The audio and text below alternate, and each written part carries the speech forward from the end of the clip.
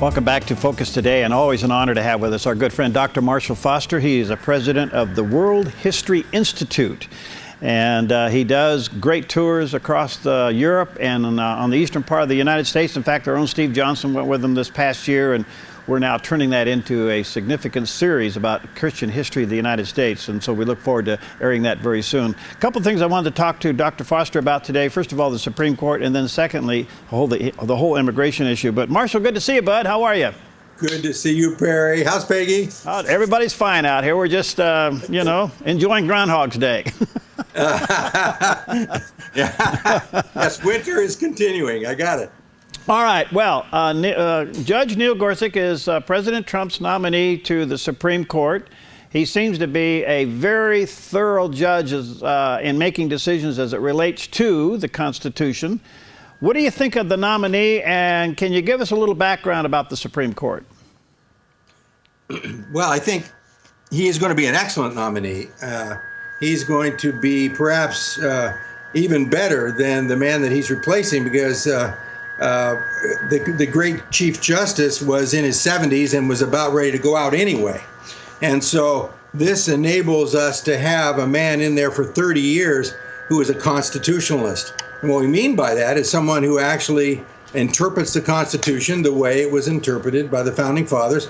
It was meant to be interpreted, and if that Constitution is to be changed, it has to be amended by the people, not a mob at Berkeley determining what's going to happen, like happened last night down at Cal Berkeley, but the people themselves going through the constitutional process to change the laws of the land. And of course, what the Supreme Court has turned into is a moral change force where 4 or 5 members, people like us, citizens, can change the very moral standards of the Western civilization just by saying homosexual marriage is legal. And so that kind of lawmaking on the part of the Supreme Court was totally against what the Founding Fathers had in mind. And in fact, the Founding Fathers followed the biblical pattern. And this is what we're teaching. I have a pastor's conference in Sacramento coming up on the 24th and 25th. We're going to bring hundreds of pastors are going to be coming together. We're going to train them in California on the Christian history of California and the Christian history of our Constitution, so that we as pastors and Christian leaders can go back and train the people so that we will know what the Constitution is, so that men like our new Supreme Court Justice, and I think he will be confirmed, even though I'll have to go nuclear, when they do get him in, he needs the support of the people. If he wants to cut back on federal regulations and control, he needs the people's support constitutionally, and that only comes if the Christians know the biblical foundations, historical foundations of our Constitution. Very well said. And a couple examples of the court now moving away from interpreting law or decision as it relates to the Constitution. They actually gotten into lawmaking itself. Roe versus Wade, you mentioned the homosexual marriage, and most recently Obamacare, where they actually are forcing citizens to buy something, and if not, they're penalized. That's totally lawmaking. Well, exactly. It's forced tyranny is what it is. The Founding Fathers would go to war over that. They went to war over a 3% tax on tea they didn't have a choice over. We're talking about complete tyranny by a federal government that has broken every bit the Constitution, especially the amendment that states that all power is not reserved specifically for the federal government, are reserved for the people in the states. All power should go back basically to the states, and most of the power in the state government should go back to the local counties and cities. That, by the way, is the biblical pattern of the Hebrew Republic. All power went back down to the local tribe, went back down to the local family. Family was the key to liberty. A strong family unit where that's where charity came from. That's where decisions came from. And you kept your local accountability on your leaders by electing your local leaders. In fact, Moses was directed to elect judges in Exodus 18 by his father-in-law, and that's the beginning of electing judges. These judges are elected by the people. And by the way, the Supreme Court can be done away with by the Congress anytime they want. The Supreme Court is not independent. If the Supreme Court ruled tomorrow, we're going to take down the Capitol and set up a Kremlin, the Congress of the United States would simply say, the Supreme Court is null and void. We're firing all the members of the Supreme Court and cutting back their funding. In other words, they have every right under the Constitution to do that. So the point is that these people cannot act like tyrants, and the only thing to stop that really is the people electing godly men to be judges who only rule upon the law based upon truth and honesty and righteousness. That's our only hope. Given what we're seeing, Marshall, is a pushback now from the left as a result of the election. They're obviously not pleased with the outcome. Got to remember, conservatives were in this spot in 2008 when Obama was elected and the Democrats had the House and the Senate. So we get that kick in the gut feeling because we had it in 08, but now the Democrats have it here in 2016-17. But they are expressing their frustration a whole lot different.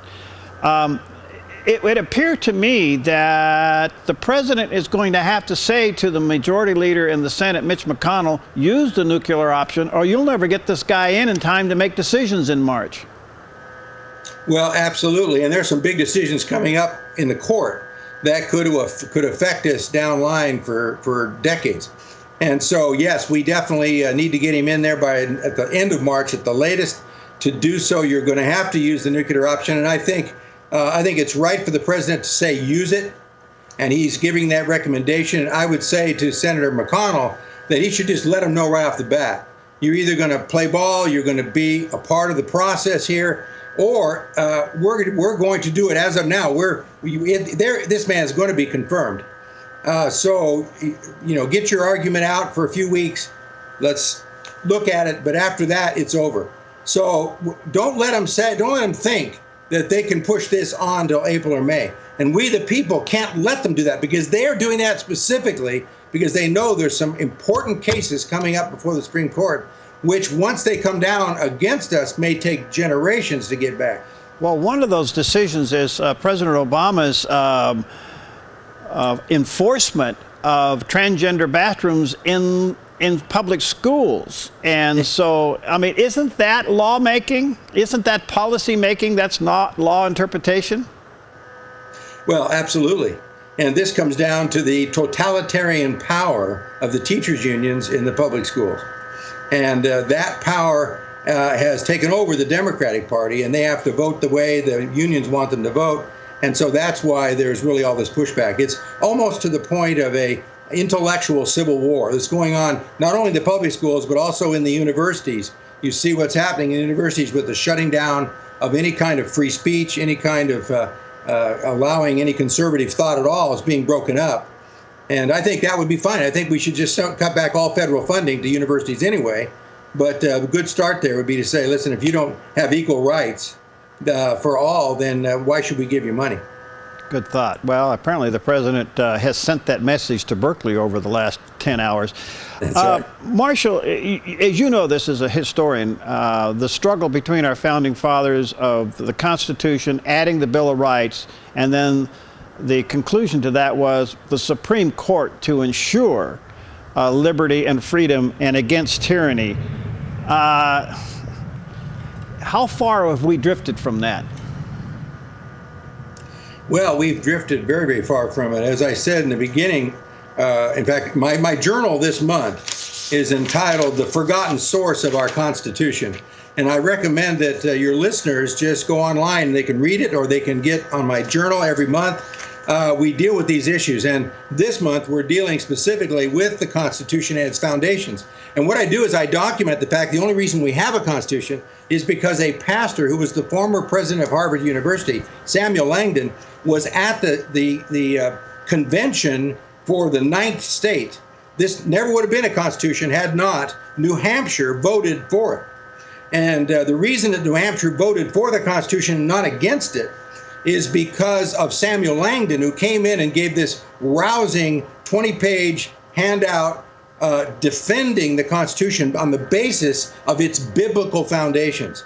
And what we had in early America was this foundation that the court itself was created by God to be the protection of rights, and that men should be elected to that court. And if you read Exodus 18, it tells you exactly their character traits, and they must not be able to take bribes, and they must be this, and they must be men of godly character, etc. These people have to be elected by the people at the local level. And then Moses was told to break down that power, to have local judges take care of almost everything, and only huge, large cases would come up to Moses, right? Right. Okay, well, that is the way our structure was structured.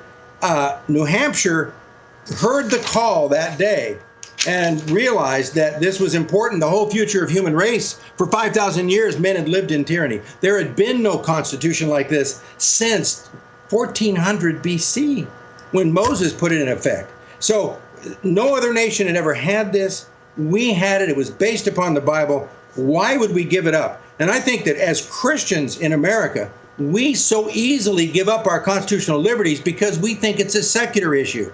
We think that politics is secular, whether you're right or whether you're left. And I think Ronald Reagan had it right. He says there is no right or left. There's only up or down.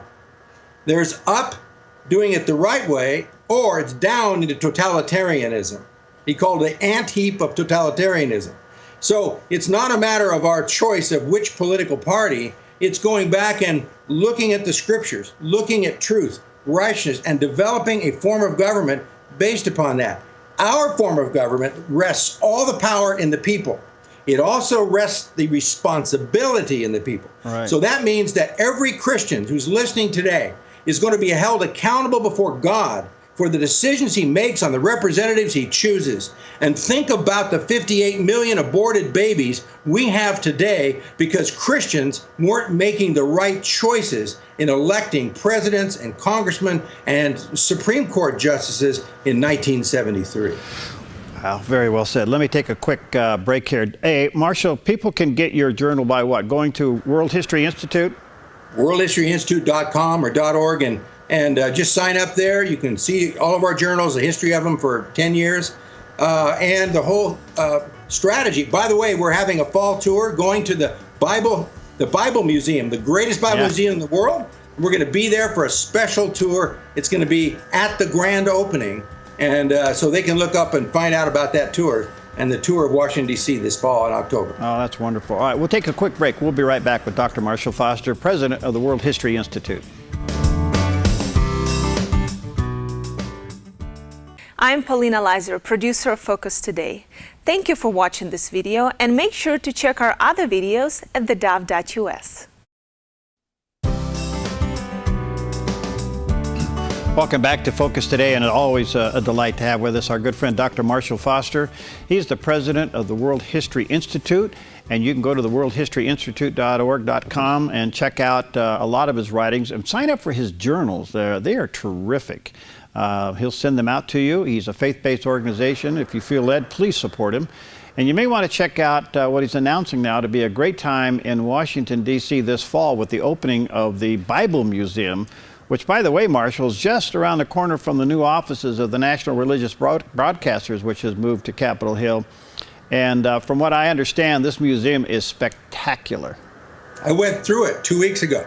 A hard hat going through it, and it's 8-story. It's amazing. Had to dodge all the machine guns going off inside, tearing walls down. But it's amazing what they're putting in there. $700–800 million they're spending on it, gutting this huge building. You can see the Capitol from everywhere on top. Garden of Eden, glass on top, where you get to go into the Garden of Eden itself and listen to the scriptures alone in the garden. Wow. All kinds of stuff like that. Rides, the most fabulous ride in the world, soaring through all the monuments of Washington. So it's going to have great stuff in it, and we're going to be there for the grand opening. We've been a part of it, actually, in a lot of ways in developing this. One of our mentors has given his huge Bible collection to them, and so anyway, we're going to be able to go there. Hopefully, get in the day before and have a private tour, and then we're going to be there when the president comes and cuts the ribbon and opens the thing, and then I'm going to give a private tour of Washington, D.C., George Washington's house, for another day and a half. So it'll be about a 4 or 5 day trip, and it's going to be kind of a high level trip that keeps moving and moving. So anyway, it's going to be great. I think it's to be November 17, 18, 19, actually. Right, so check it out. Go to worldhistoryinstitute.org.com and sign up. All right, Marshall, the president, a lot of people say it was a travel ban against Muslims, when actually it was a Homeland Security move on extreme vetting of people coming into the United States, which is long overdue. But the backlash on this thing is huge. What do you think about his immigration policy and where it may be going? Well, I think we're at war. I think we have to understand we're at war. What he did is nothing compared to what happened in World War II. What happened to of course, Japanese Americans, which was really out of hand, where they were put in camps and that kind of stuff. That's never going to happen again. But the fact is that he's simply concerned that we have these embedded terrorists. They don't wear arms and they don't wear uniforms. They just come in and blow you up. And they come from these countries. So you have to cut back and vet them, and we're not vetting them well, and he knows it's not even available right now. And what we have is an entire globalist mentality that is developed through the United Nations and now through the EU and in America through the Obama group, is that whatever is out there can come to America, and we need to have open borders worldwide. And he's even called for that, actually, in his presidency. So open borders was his goal. He basically allowed that. And now it's kind of like cutting off the candy jar. You just cut it off a little bit and it looks like you've just taken away the liberty of the world. It's a big exaggeration. It's put together by the Soros team and those guys. They put a plan together to make it all look bad. So anyway, yeah, I think mistakes are made, yes. We need to be careful for our constitutional rights, yes. And the overbearingness of the federal government, I'm not in favor of it. But there are some things, when you are at war, you're going to have to be careful. We might be in a hot war in the next few months. Open Doors Ministry just came out with a report. In fact, it was posted nationally this morning that Christian persecution is an all-time high, and Christians are the most persecuted in the world for 2 years in a row. And most of that persecution is coming from the Muslim faith. Your thoughts? Well, exactly. I've read several books and have been studying this back to the 7th century, as you know. You can track the history of the Islamic faith for the last 1,400 years, and you'll find the same is true. Wherever they go, they take away freedom, liberty, and basically kill or imprison or enslave those that are under their control. This is the way in which they work. Christianity works a different way. It's the transformation of the heart. Not by force. It never can be forced, because morality can't be forced from the outside. It has to come from within. And that transformation causes you to want to love your neighbor as yourself. The Islams are no different than anyone else. Americans are just as sinful as they are. We're all lost, and we need the grace of Jesus Christ to save us. So the answer to the Islamic question, as Calvin said 500 years ago, he said, we must work harder to convert those that are lost under the Mohammedan faith, or we shall forever be in peril. And the whole Muslim world was coming to destroy Christendom in that time. And if they had not been defeated in a miraculous battle in Eastern Europe, where 120,000 of them were wiped out, if that had not happened, they would have swept through Europe, torn down every cathedral, and made it into a mosque. And that was their goal. It still is their goal, by the way. And the point is that we're not against the people, but the faith itself is a faith warped and distorted, and it's not a true faith in the true God. Why doesn't the world wake up to this? I mean, we're back to cutting off heads of Christians, women, and children. I mean, it's unbelievable, and the world's tolerating it. It's got me on tilt. I don't get it. Last night at Fox, there was the famous lady, I forget her name, who's a Muslim lady who was persecuted when she was young. And she said, over 250 million women have had their private parts destroyed as a part of a religious ritual that is being done all over the world in nations. And he says, how can the world tolerate that? And here we're talking about a temporary ban on people during a time of war. That, compared to what's taking place in the Muslim world, there is no comparison. But that's what happens when you get a globalist mentality. You want to tear down borders. And by the way, God is for borders. He loves the immigrant. If the immigrant will obey the law, this was true in Israel. He would allow immigration if they would come back and be under Moses' law. But the idea that you just allow anybody, no matter who they are and what character, to come in your land is that's what Nimrod had in mind back in the Tower of Babel. He broke down national borders. When the people left the ark, they went to their own cities, their own towns, and their own nations, and they lived in those locales locally with self-government. what he did is he drew them all together today into a one world government today called the United Nations. Is there any significance in your history research of the timing of certain Islamic attacks, for particular 9/11? Well, yes, of course. I'm just reading a book here by Stephen McDowell, The Threat of Islam, Liberty, and Christianity. Excellent book, and there are many. This gives you the history of it. It shows that some of the greatest defeats, Suleiman the Magnificent defeated twice in his lifetime after bringing hundreds of thousands of warriors into Europe to destroy Europe, and were defeated on a specific date, September 11th, I believe 1528. I don't have the dates in front of me, and then 40 years later, in the greatest sea battle in the history of the Mediterranean, took place, and he lost again on September 11th.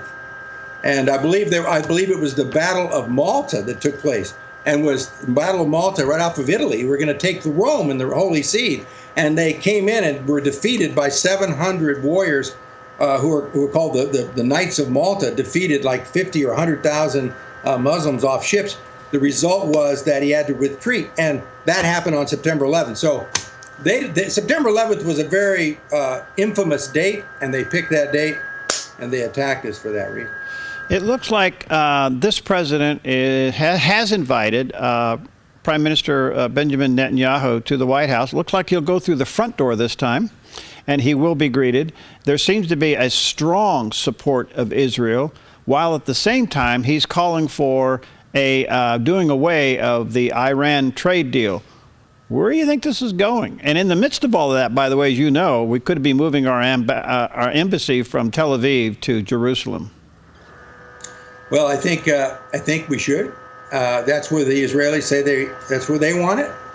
It's their nation. Move it to where their nation. We don't make a determination as to where somebody puts their capital.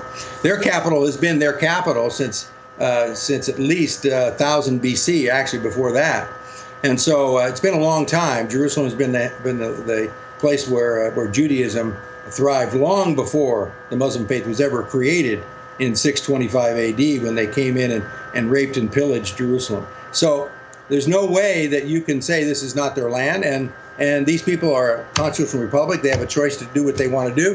They're there. We as the people should do it. Now, what's going to happen? There may be a war in the Middle East as a result of it. If that happens, so be it. But I think that Iran is going to woe the day that they bring on this war.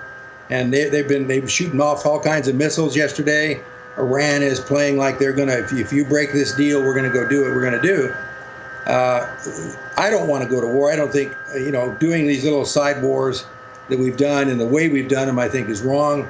But if, in the case of defending our ally Israel and defending our national security, if this becomes a national security issue and they're going to put nuclear bombs on missiles and send them to Europe, you simply have to annihilate them. You think there would be a coordinating effort of the United States with Israel, that if the United States pulls out of this deal, they would have Israel's back if they go in and take out the nuclear plants inside Iran, which, by the way, they'd have to get Egyptian airspace approval, which seems to be not a problem. I mean, the whole thing could be over in a matter of, say, 6 days again?